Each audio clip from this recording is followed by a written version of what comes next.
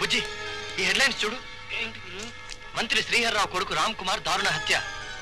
నిన్న రాత్రి ఓ ఫంక్షన్ లో రామ్ కుమార్ ని మారు వేషంలో వచ్చిన ఒక అగంతకుడు మిషన్ గన్ తో కాల్చి చంపాడు. గుర్తుపట్టలేని విధంగా ఉన్న కొడుకు శవాన్ని చూసి మంత్రి గారు గుండెలు పగిలేలా విలపించారు. ఈ రోజే శవానికి దహన క్రియలు జరగబోతున్నాయి. నర్తకి లలిత హత్య కేసులో రామ్ కుమార్ ప్రధాన నిందితుడని పాఠకులకు తెలుసు. ప్రధాన నిందితుడు. ఇప్పుడు అర్థమైంది వాళ్ళ ప్లాన్. కొడుకు మీద ఉన్న నేరాన్ని తప్పించడానికి బెనర్జీని అడ్డు పెట్టుకుని మనతో నాటకం ఆడించాడు మంత్రి. ఇప్పుడు నిజం మన ద్వారా తెలిసిపోతుందేమోనని మనల్ని చంపడానికి చూస్తున్నాడు. అయితే ఇప్పుడు ఏం చేద్దాం గురు? అదే నాకు అర్థం కావడం లేదురా. ప్రస్తుతం మాత్రం వాళ్ళ కంట పడకుండా కొన్నాళ్ళు ఈ హోటల్లో ఉండడం మంచిది. ప్రజల దృష్టిలో మీ అబ్బాయిని చంపడం అయితే చక్కగా చంపేశాం. మరి ఆ తర్వాత సంగతి ఏమిటి సార్? అదేనయ్యా నేను ఆలోచిస్తున్నాను. ఓ పని చేస్తే ఏమిటది? వచ్చే నెలలో నాకు అమెరికా అధికార పర్యటన ఉంది. ఆ ప్రయాణాన్ని కాస్త ముందుకు జరిపి అర్జెంటుగా అమెరికా ప్రొసీడ్ అయిపోతే. మీ అమెరికా ప్రయాణానికి అబ్బాయి విషయానికి లింక్ ఏమిటి సార్? చెప్తాను, దగ్గర రండి. సరిగ్గా నా ప్రయాణం రోజున మీరు మా వాడిని మారువేషంలో తీసుకొచ్చి నేనెక్కిన విమానంలోనే ఎక్కిస్తాను. ఇద్దరం కలిసి బొంబాయిలో దిగుతాం. అక్కడి నుంచి అమెరికా వెళ్ళిపోవడం చాలా తేలిక.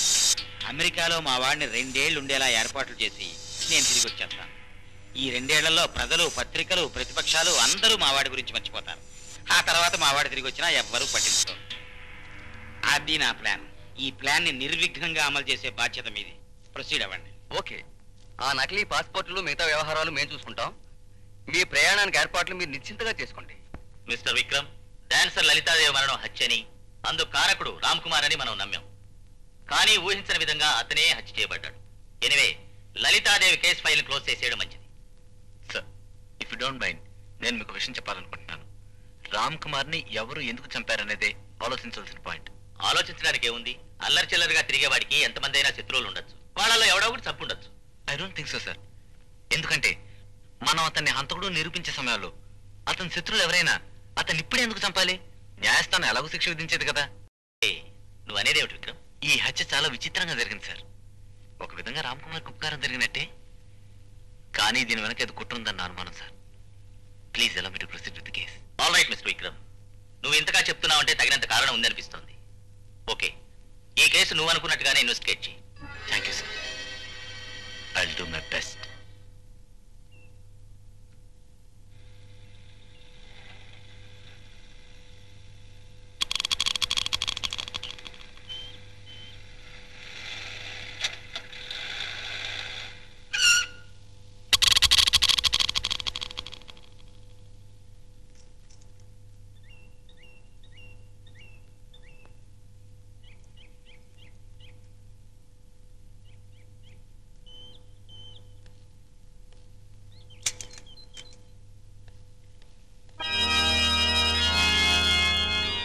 మాత, నేరం చేయడం పాపమంటారు. ఆ పాపం చేసిన నేరస్తులతో ఉండటం కూడా పాపమే అయితే నన్ను మన్నించు మాత. ఆ ఘోరం జరగడం నా మనసుకి ఇష్టం లేదు, అయినా చూస్తూ ఉండిపోవలసి వచ్చింది. ఆ రోజు నుంచి నాకు మనశ్శాంతి లేదు. ఓ మాత, ఈ నీ బిడ్డకు మనశ్శాంతి ప్రసాదించు మాత.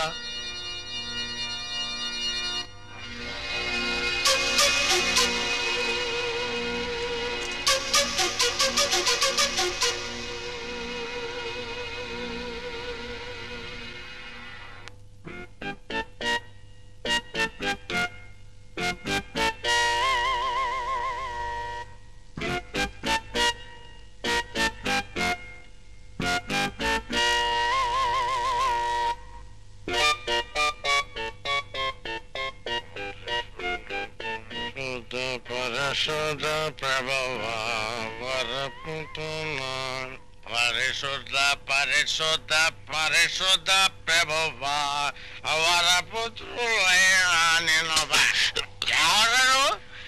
కానిస్టేబుల్ యేసు పాదాలు గుద్దుదా. ఇదే మరో కానిస్టేబుల్ అయితే నీ చైన్ తెంపేసి బ్రేకులు పీకేసి పొక్కలో దోసి. మీరా ఫాదర్? ఎవరో అనుకుని నోరు పారేస్తాను. కొంచెం స్పృహలో లేని అంతే. క్షమించండి father. God bless you my son. భగవంతుడున్నది తప్పు చేసిన వాళ్ళని క్షమించడానికి, కానీ ఇంత స్పృహ లేకుండా తాగడం పాపం మై సన్. చర్చికి కొత్త ఫాదర్ వచ్చారన్నారు, తమరేనా ఫాదర్? Yes my son. ఇంతకీ నువ్వెవరు? నా పేరు Yesupadam, head constable father. Jesus head constable అయి ఉండి నేరాల్ని అరికట్టాల్సిన నువ్వు ఇలా తప్పతాగడం తప్పు కదా మైసాన్. నాకు మొదటి నుంచి దరిద్రం అలవాటు లేదు ఫాదర్. ఈ మధ్య మనసు పాడే అశాంతి ఎక్కువే అలవాటు పడ్డాను ఫాదర్. అంత శాంతికి మనసు పాడవడానికి కారణం ఏమిటి మైసాన్? ఫాదర్, నేను ప్రశ్న అడుగుతాను. నేరం చేయడం పాపం, ఆ నేరం చేసిన వారి పక్కన ఉండడం కూడా పాపమేనా ఫాదర్? భగవంతుని దృష్టిలో రెండు సమానమే. ఆ పాప భారాన్ని నీ మనసు మొయిలిపోతుందని అర్థమవుతుంది మైసాన్. అవును ఫాదర్, చేసిన తప్పుని చెరిపేయలేను, పశ్చాత్తాపంతో కుమిలిపోతున్నా. అది చెప్పుకోవాలనుకుంటున్నాను ఫాదర్. దాందేముంది మైసాన్, చర్చకొచ్చి నువ్వు కన్ఫెషన్ చెప్పుకుంటే నీ మనసులో ఉన్న భారం తప్పకుండా తగ్గుతుంది. అందరినీ క్షమించే ఈ దేవుడు నిన్ను తప్పకుండా మన్నిస్తాడు. Come, please come.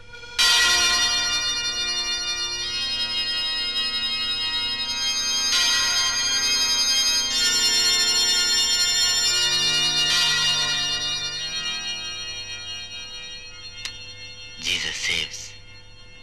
My son, పాపలను మన్నించగలిగిన పరిశుద్ధాత్మ గల ప్రభుకి నీ మనసులోని మాట వినవించుకో. ఏమిటి నీ ఆవేదన? నేను పెద్ద తప్పులు చేయలేదు ఫాదర్. తప్పులు చేసి అరెస్ట్ అయిన వాళ్ళని అప్పుడప్పుడు కొట్టడం, నచ్చిన కూర వండినప్పుడు ఇంట్లో ఆడదాన్ని తిట్టడం తప్ప పెద్ద నేరాలు చేయలేదు ఫాదర్. మరి నీకంత మనశ్శాంతి లేకుండా చేస్తున్న విషయం ఏమిటి మై సన్? అదే చెప్పుకోవాలనుకుంటున్నాను ఫాదర్. కానీ ఈ నిజం బయటకు పొక్కితే నా ప్రాణానికే ప్రమాదం అని భయం వేస్తుంది ఫాదర్. నీకేం భయం అక్కర్లేదు మైసాన్, ధైర్యంగా చెప్పు. ఫాదర్, నా కళ్ళ ముందే ఒక భయంకరమైన హత్య జరుగుతూ ఉండగా దాన్ని ఆఫ్ చేయలేక చూస్తూ ఉండిపోవలసి వచ్చింది ఫాదర్. ఏమైంది? ఏం జరిగింది సార్? లలితాదేవి ఆత్మహత్య చేసుకోలేదు సార్, హత్య చేయబడింది. ఆ హత్య చేసింది ఎవరో కాదు సార్, మంత్రి శ్రీహర్రావు కొడుకు రామ్ కుమార్. ఆ హత్య చేస్తున్నప్పుడు నేను తీసిన వీడియో క్యాసెట్ ఆ రౌడీలు దాన్ని తగలబెట్టేశారు సార్. మై గాడ్, ఎంత పని జరిగిపోయింది. ఆ క్యాసెట్ ముందే నాకు ఇచ్చుంటే ఆ హంతకుని చట్టానికి పట్టించి ఉరికమ్మానికి ఎక్కించుంటేవాడిని. అప్పుడు నీకు ప్రైజు, నాకు ప్రమోషన్ వచ్చేది. అంత ముఖ్యమైన సాక్ష్యం బూడిదపాలైపోయింది. డోంట్ వరీ సార్, వాళ్ళు తగలబెట్టింది డూప్లికేట్ క్యాసెట్, ఒరిజినల్ నా దగ్గరే ఉంది. Is it? Very good. Come on, ఆ క్యాసెట్ ఎక్కడ ఉందో చూపించు. బయలుదేరు, కమాన్.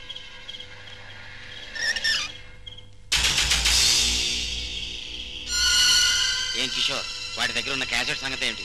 అదిగో సార్, మన వాళ్ళు దాన్ని తగలబెట్టేశారు. Very good, very good. ఇంకా మా వాడిని వేలెత్తి చూపించే సాక్ష్యం అయితే లేదన్నమాట. సార్, ఒరిజినల్ క్యాసెట్ మరొకటి ఉంది సార్, దాన్ని వాడు ఎక్కడో దాచిపెట్టాడు. అమ్మా, ఒరిజినల్ డూప్లికేట్ ఏర్పాటు చేశాడన్నమాట. చాలా తెలివైన ఘటమే. మరి ఆ ఒరిజినల్ ఎక్కడుందో కనుక్కున్నారా? అదంతా నేను చూసుకుంటాను సార్, మీరు బయలుదేరండి.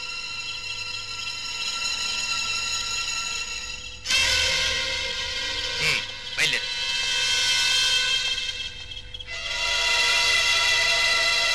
రేయ్, వాడిని పట్టుకుంటా.